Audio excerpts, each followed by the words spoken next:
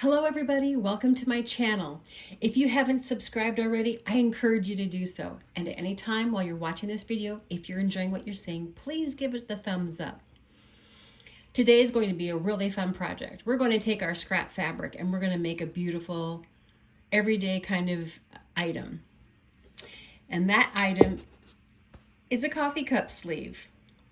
Now, if you'd like to participate in this particular project, and you'd like to use the free pattern that I have for you, go to my Facebook page, Heidi Creates 1965, drop me a private message giving me your email address, and I'll send you the pattern absolutely free of charge. So let's get started. I'll see you on the other side.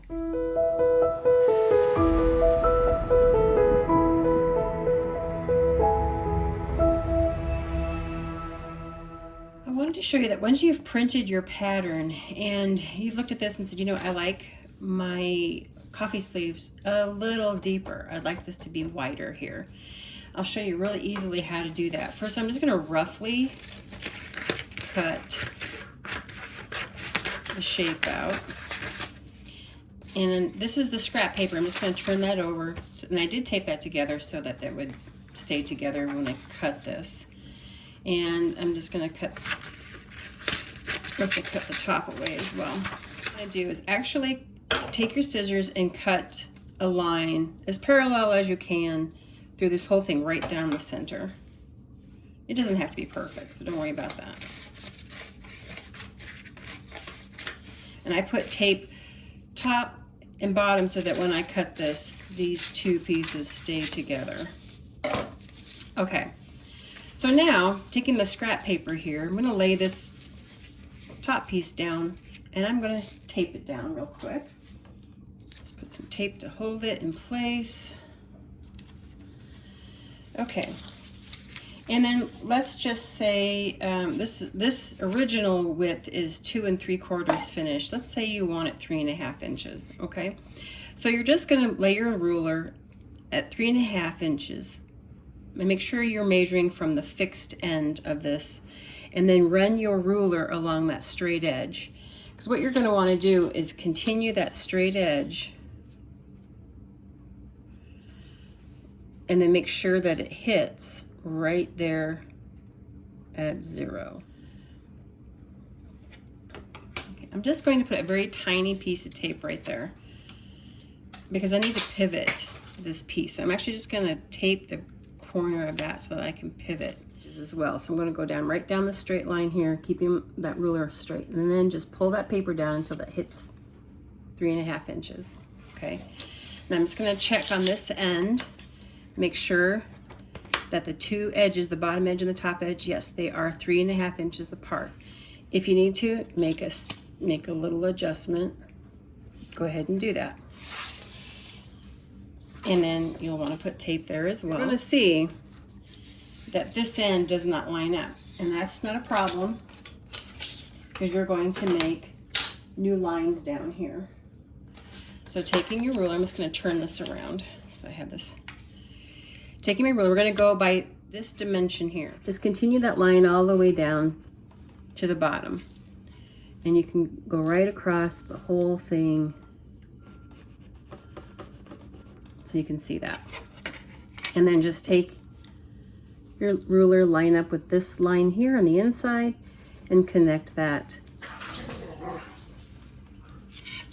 with this line. So now you have the new pattern shape and you're just going to disregard this line here, okay? So now it's 3.5 inches wide. And you've just extended your lines down on that side. If you want to, you can, connect these lines here as well.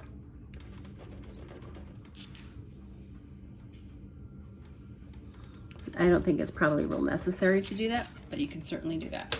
So there's your new, the dogs are playing. There is your new pattern piece with the 3.5 inch wide sleeve. All right, the first thing I want to do is just apologize for the noise in the background. They are doing work on the railroad and road right beside us here, so it's a bit noisy outside. Okay, the first thing that you will need to do, obviously, is to print the 2 pages that are to this pattern. And on your particular pages, when you print them, there will be a 1-inch square, much like you see on this cutting mat. It'll be just a square. Measure that, make sure it's 1 inch. That way this is to scale, and you will be making your coffee sleeve the correct size. So I've cut mine. You cut it on the dotted line, and then there's a solid line on this page and a solid line on the other page as well. You'll be able to see the two. Put it on a window if you need to, just so that you can get them lined up really well. Tape them together. All right, so what I have here first is my SF 101, and I'm putting it over my pattern here. And it's a little wrinkly, but because this does have a sticky side to it, this is Pellon SF 101. I cannot iron it to smooth it out because I will make it the glue, activate the glue. Okay, so what I'm just going to do is very simply take a pencil, and I'm going to trace the outside line as well as the inside line. Now this inside line is completely optional. You do not have to do this part. I just want this part because I like the looks of a border to my piece. So I'm just lightly tracing the pencil line, or excuse me, lightly tracing the pattern with my pencil. I'll continue doing that all the way around and take you to the next step. All right, I have my pattern traced, and I'm just going to go ahead and just cut right outside my pencil lines there. Just kind of rough out the shape here. I don't want it too terribly big. Have some scraps of fabric here. This is a scrap fabric project, but those are always wonderful. So if you have any trouble seeing your pattern from the opposite side, you can try and trace this also on the glue side if you want to, if you don't want to worry about whether or not you can see it. You can use a light box to work on, and then you can see just fine. But what you'll want to be doing then is you have a couple of options. You can lay the fabric down on your project and just overlap the edges, or you can actually use seam allowances. It depends on if you want a raw edge look, if you want raw edges, or if you want sewn seams on your piece. And it's going to be just about arranging. What I tend to do is overlap my pieces.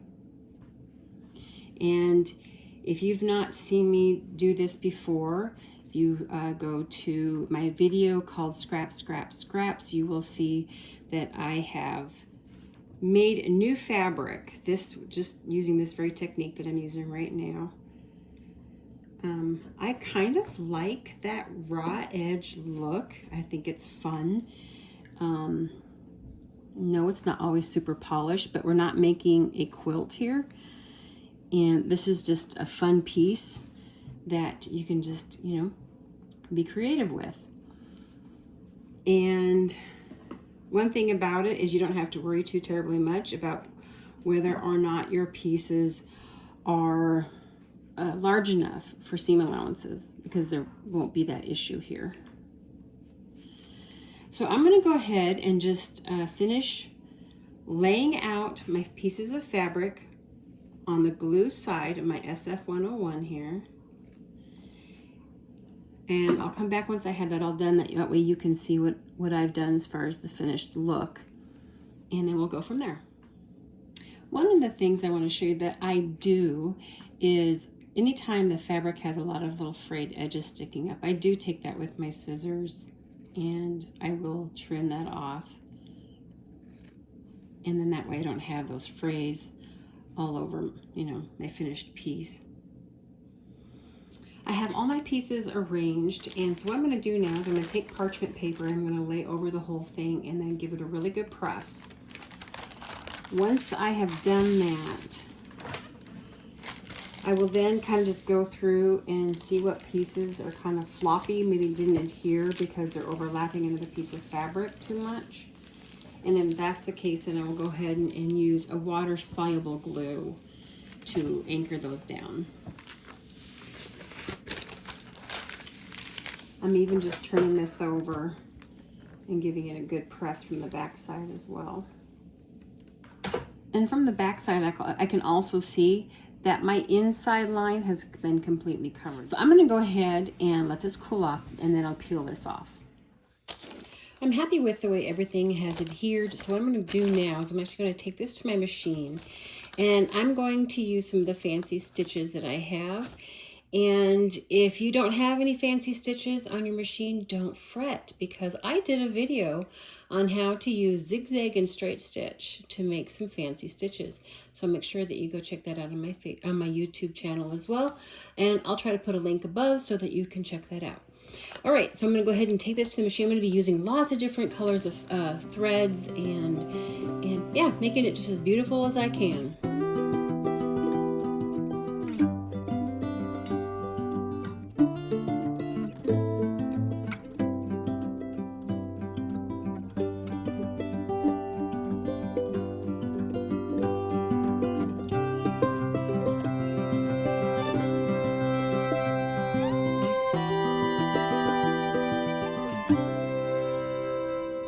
I'm happy with the amount of stitching that I have on here. So what I'm going to do now is actually take my parchment paper and I'm going to press this again, just so that everything is laying nice and flat.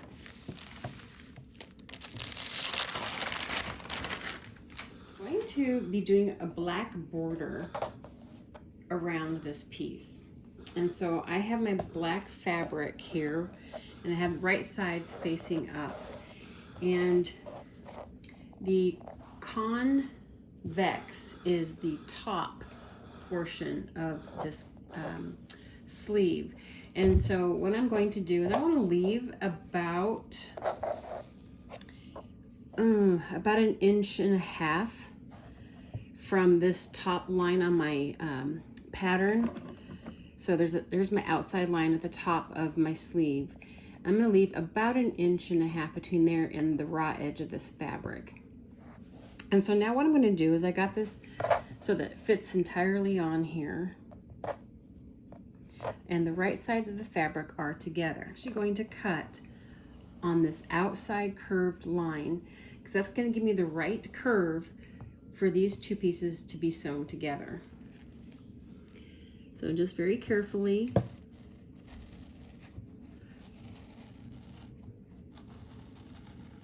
Okay, and this part is throwaway.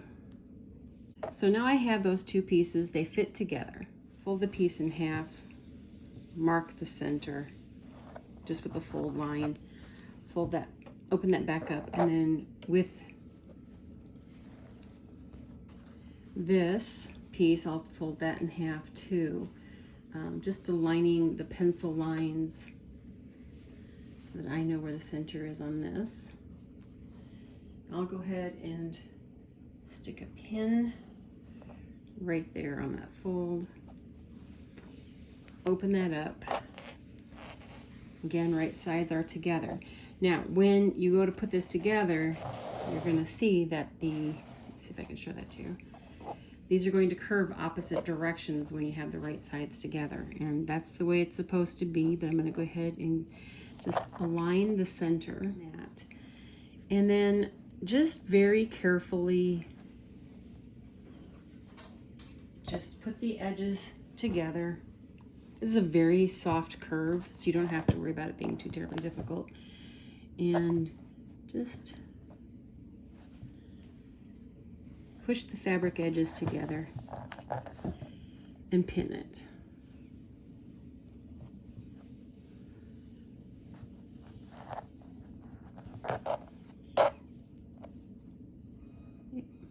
Okay, so I have the whole raw edge on this 1/2 done, and I'll continue to do the same thing on this side, just fitting those together. So now I'm going to go ahead and take this to my machine. I'm going to do a 1/2 inch seam allowance. Okay, I've sewn this with a 1/2 inch seam allowance, and before I press this, I actually want to trim this down to 1/4 inch Go ahead and press this now. And I'm just pulling that black fabric away, and that's actually the direction that my seam allowance is going, is towards the black fabric. And that is actually the way the fabric really wants to go. And I'm going to go ahead and turn this direction, add a little steam here. Now I'm going to actually do exactly the same thing I did before for the bottom curve. And just laying my fabric right side down, or excuse me, my black fabric will be right side facing up, and my sleeve fabric, this fabric that I created, will actually be facing down on there. And trim both of them at the same time. Make sure that I have about 1.5 inches, especially at my corners. I want to make sure I have enough fabric right here. Now, if you have any problems with this moving, you could pin this. You just have to be careful not to hit the pins. But what I like to do is put my fingers behind where I just cut, holding the fabric in place. And sometimes I'll go in front. Just want to smooth everything down. But I'll keep moving my hand so that I know I'm getting that right. So I'm going to go ahead and fold my fabric, my black fabric, in half. Mark the center with a crease. I'll open that back up.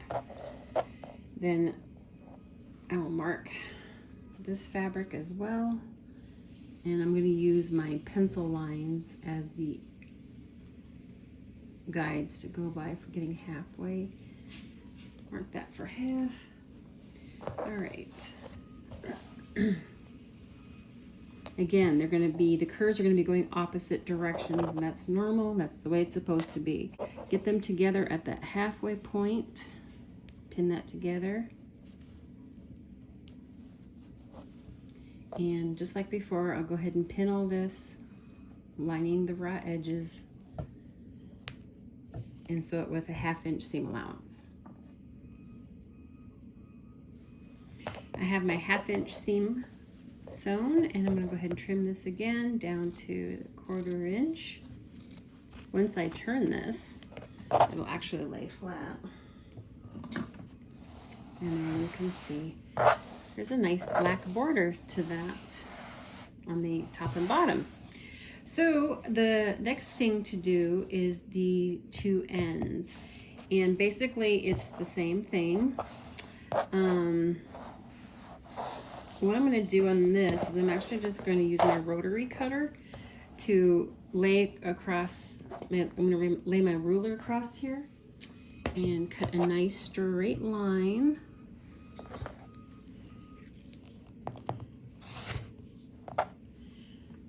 And that's the outside line. Do the same thing on the other side. Outside line. I'm actually just going to go ahead and cut 2 strips of fabric, and I'm just going to cut them, oh goodness, let's just do like 1.5 inches, give ourselves plenty of space. So just like I did on the other pieces, I'm going to turn this over, but this will lay here on the end. I just want to make sure that my 2 ends go out at least 1/2 inch. And when I turn this out, yeah, it's going to be more than enough to trim that down. So I'm going to turn this over,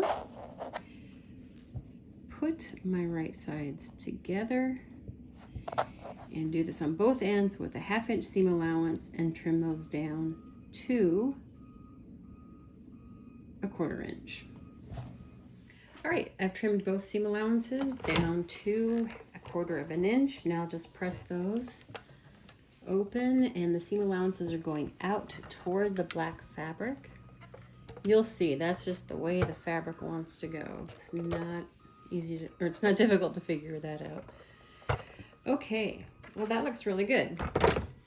So the next thing we're going to do is we're going to put this on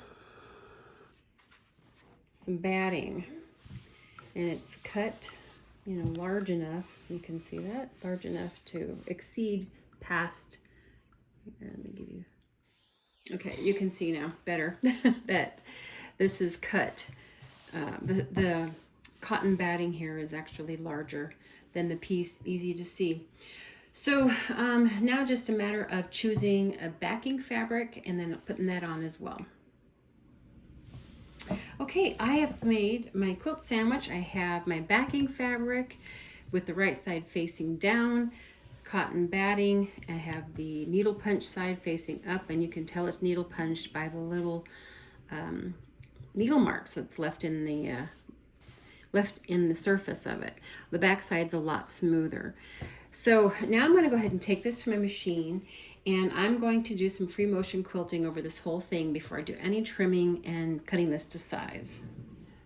You can put some pins in it, or you can use a little bit of glue just to keep it from moving on you. Whatever works best for you. Now, one of the things you might want to remember is that this is only a 1/2 inch wide, this black border, so there won't be any need to be doing way down here as far as the stitching goes.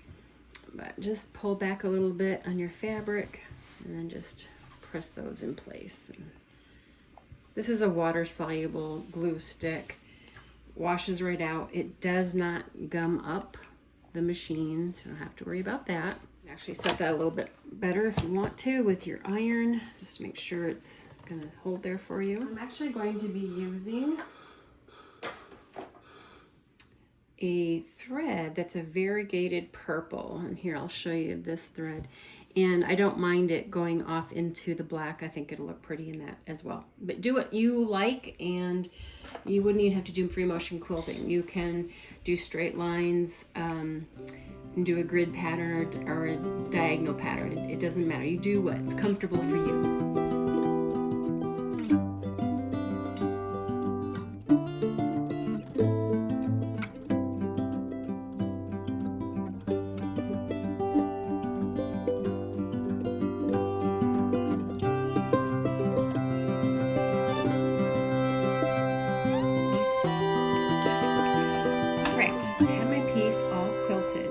And so now it's going to be about cutting the pattern out and leaving that 1/2 inch border around the center. So just lay this line of the line of your colored fabric that you created and center that right on those lines. That's right on the pattern. And then all you have to do is put a pin so that you know that it's centered. Okay. And I'm going to just take another look at it, double check, make sure that that line is indeed centered. Okay, that looks good. So now I'm going to check the other side. With my pattern facing down, my fabric facing up. And now again, this is shrunk a little bit because of the quilting and the different stitching. So just and that's okay. You're just wanting from the end side of your pattern just to look and make sure that you have the top and the bottom centered over these two lines on the inside. Okay, so what we're going to do first is we're going to cut the bottom line and the top line and not the ends. The ends we're going to do after we've done this and taken it apart. You can do this with a rotary cutter. You can do this with scissors, however it is that you want to do that. Another pin in the center. And actually you can come in from the opposite direction. That'll keep things from moving this way because my pin is going this direction. Okay, so that should be good. I got a new needle in here, or a new blade in my rotary cutter here, and so I'm going to be able to cut it very easily. Go ahead and turn this now. I'm going to do the concave line.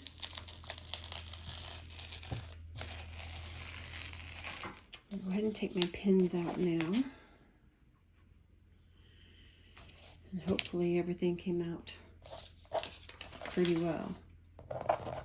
And not too shabby. It's a little thicker at the bottom here, but it's pretty good. You know, things do move with the quilting, so it's not going to be exactly so. But I'm liking the looks of it. Okay, so what I'm wanting to do, I'm going to take my ruler and I'm just going to cut a 1/2 inch away from this line right here where the black and the colored fabric meet. So I'm going to cut a 1/2 inch from that.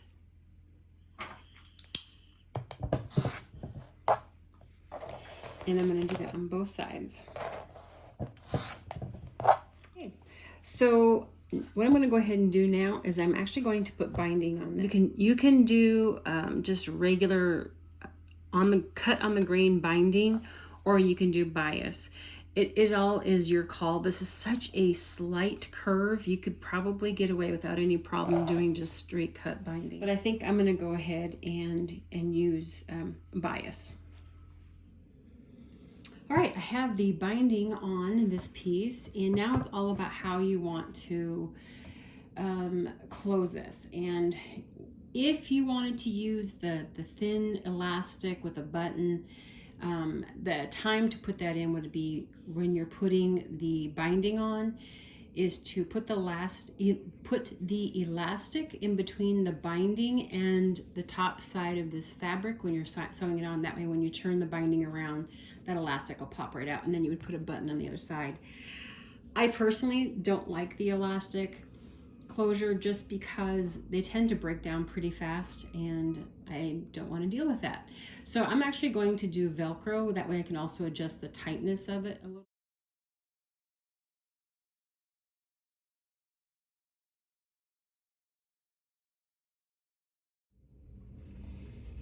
So you can see here that sewing the Velcro on that way, it really just makes it look like it's like the other end. You don't notice it. And besides that, this part will be overlapped and covered. So you're not missing out on anything as far as your pattern. So it is time to sew the loop side of the Velcro onto the opposite side from where I did the hook, and on the inside versus the outside. Now what I've done is I've actually cut the Velcro to be as long as this purple fabric section. And I've also positioned it so that this top edge of the Velcro is even with this black edge right here. And the reason for that is when I'm sewing this on, all the stitching will be inside this purple area and less likely to be seen. I've also switched my bobbin thread to this variegated purple thread that I did all the free motion quilting with. That way it's going to blend in again even better, and I won't see that rectangle area quite as easily. So I'll go ahead and sew this on. I do have black thread in the top that matches the Velcro.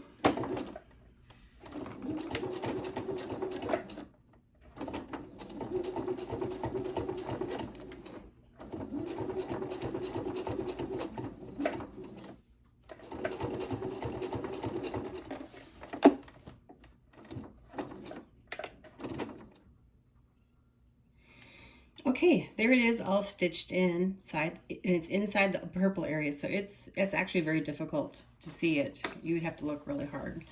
So that completes that. And one thing about this Velcro, it is, 1 inch wide Velcro, so if you need to tighten it a little bit, you don't have to have it exactly on. You can tighten it just a little bit. There's room to play. As far as the width of the Velcro, you can loosen it a little bit more. You can tighten it however you need to for a particular cup that you're using. If you do have a particular cup that you want to use, I would just measure yours and position the Velcro where that would work for you.